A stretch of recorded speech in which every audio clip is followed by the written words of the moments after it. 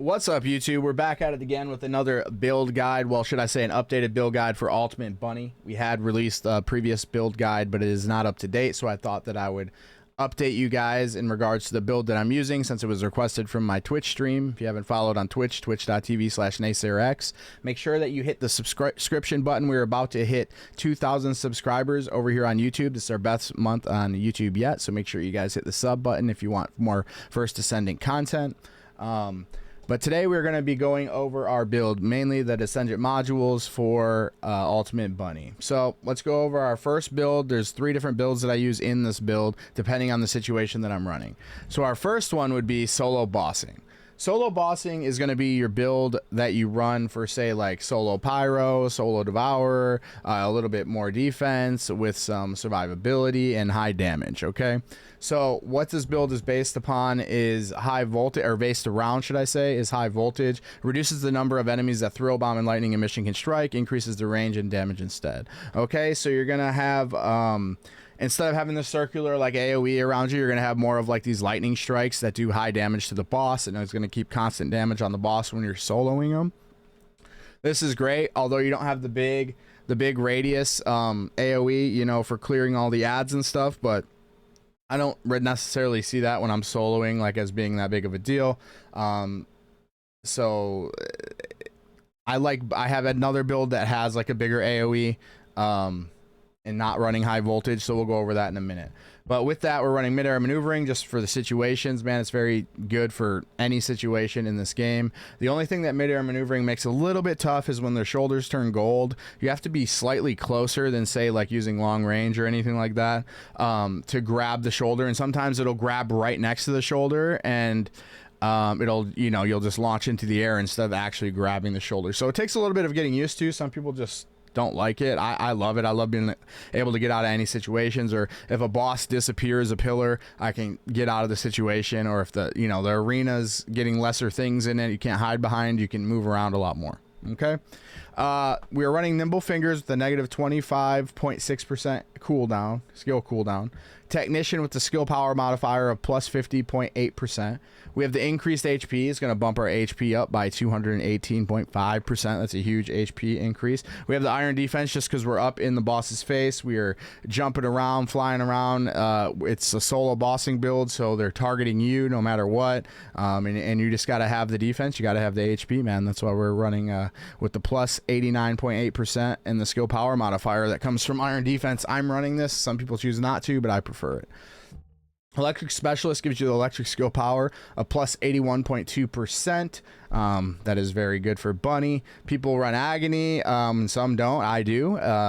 Max MP plus 8.5%, and then it gives you the defense of plus 38.5%. So as you can see, here comes HP amplification. So we're doing defense and HP. You see what I'm saying? Max HP plus 227.2%. Max shield negative 36.5%. We have increased defense for the plus 160.4% defense, and then we have skill extension, and we have a spot for our resist. You just swap these out depending on what boss that you're going after. I think that's pretty self-explanatory. So this is my solo bossing build. This helps me solo devour in like a minute and 30 or whatever. And all the other bosses easily done solo with this build. Been rocking it for a long time. Okay, the next build that we have coinciding with those sockets is going to be our group bossing / dungeon. This is when I'm running hard dungeons with all the modifiers with the homies. If I have some homies that, you know, have pretty decent characters, and I know that you know, they can hold their own, I can do more of an AoE, bigger AoE build, take care of some ads for them, stuff like that. This is the build that I run. Also, this build's really good for running Obstructor. Obstructor requires bunnies usually to have a bigger AoE so they can fly up with mid-air maneuvering in the air and AoE all the orbs. So there's like little things like that that makes this build something that I choose when I'm in certain situations. It's very similar. We have nimble fingers, technician, increased HP, skill expansion, make the skill effect range a little bit bigger, Electric Specialist again. Strong Mentality for the negative 15.2%. Increased defense, HP amplification, iron defense. Okay, so a lot of this is very similar, right? We also have another spot for our resist. We just swap these out. We always have that on our builds. This is the build that I run when I'm want to be a little bit more tanky than like farming, you know, dungeons and like just group bosses and stuff like that. Otherwise, I'm just running solo. I just run my solo build for the higher DPS and stuff like that. But this is still very tanky, lots of survivability. No high voltage, so you're running just your regular AoE, but we have the skill expansion to make it a little bigger so we can kill the ads a little quicker, stuff like that, okay? That is our group boss slash dungeon build that we are running. So if you guys want to screenshot that, go right ahead. Next up is our mobbing and farming build. This one's where it's a little bit different than a lot of people, just because I prefer it this way. Let's get into it first. Mid-air maneuvering again. I just love running mid-air maneuvering. It's literally my favorite. With nimble fingers, technician, increased HP, skill expansion, strong mentality. So very similar, right?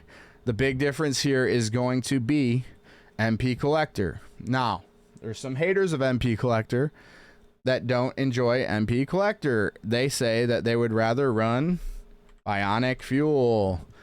Bionic Fuel is a Transcendant mod that decreases the speed of light but consumes HP instead of MP. So if you run Bionic Fuel and then you run HP Collector, HP Collector, when defeating an enemy, instantly recovers 9% of max HP. This, a lot of people run HP Collector with Bionic Fuel. I just personally do not run it. It's just something I prefer not to run is the HP Bionic Fuel. But I do run MP Collector. So this still gives us our uptime that we need when we're farming. A lot of people say, well, what if people go ahead of you and kill all the enemies and you can't restore your MP and recover it? I don't really come across that problem. I'm usually, as a bunny player, ahead of everybody, killing everything. In defense missions, I'm hopping around, you know, because they, you know, like the swamp mission, they spawn and like you're just hopping from 1, 2, 3. You know what I'm saying? If you play a lot of bunny, you know what I'm talking about. So MP Collector is what I choose to run. You can run Bionic Fuel, not hating on it at all. With HP Collector, that could be a good choice too. But after I had all this set up, right, the last thing I added was Electric Charge. A lot of people I don't see a lot of people running Electric Charge. I mean, I personally like it for my farming only. Like, you don't need anything too crazy for farming. You just need your uptime, you know, from MP Collector. But this helps, like, when you're farming on Bunny and just flying around and hopping around, right? And sustaining with MP Collector. As you're double jumping and landing, you're causing damage to enemies. So this just helps you clear, like, as you're jumping around. You know what I'm saying? It's just a fun thing to add. But another bonus, the main reason why I added is because it decreased the module capacity. As I upgrade it, you know, I'd get more space and more space and more space. So eventually I just upgraded the whole thing. Now I know not a lot of people run this. They'll run Bionic Fuel and then HP Collector. That's fine. But this is what I wanted to do. I want to do something a little different. I wanted to throw in Electric Charge. This is just for farming. So it's kind of like farming. I just look at it as like, you know, try things out, do what you want. You know, more solo bossing, you kind of really need that focus damage and that super defense and all that stuff. But we're just experimenting, man. So this is what I run. I love it. I love this build. I'm not switching from MP Collector. I'm gonna rock it like this. But yeah, that's my 3 main builds. So depending on what I'm doing, solo bossing, group bossing, dungeons, or mobbing and farming, this is what I run. Okay. So with that being covered, let's now get into, I'm going to show you guys my reactor and my external components. Disclaimer before, yes, there are better reactors. I understand that. Yes, there are better external components. I understand that, but I'm showing you what I have as of right now. I'm still farming for things, but let me show you what I'm running as of right now. Okay. I am running the Tingling Singularity Reactor with a Thunder Cage mounting, skill power boost ratio, electric skill power boost ratio, and singular skill power boost ratio. At the bottom, we have skill critical hit damage. That is, I think that's pretty good, man. Skill critical hit damage. Now, can you get a more perfect one? Yes. Can you get things that have 2 things that you actually need? Yes. But this is doing the job just fine right now. So this is a pretty mid Tingling Singularity Reactor. It's okay. Our external components up top, we're running, I feel like it's pretty popular to run double HP, max HP, max HP. to give you that HP bonus. In our sensor slot, we are running max HP with MP recovery in combat.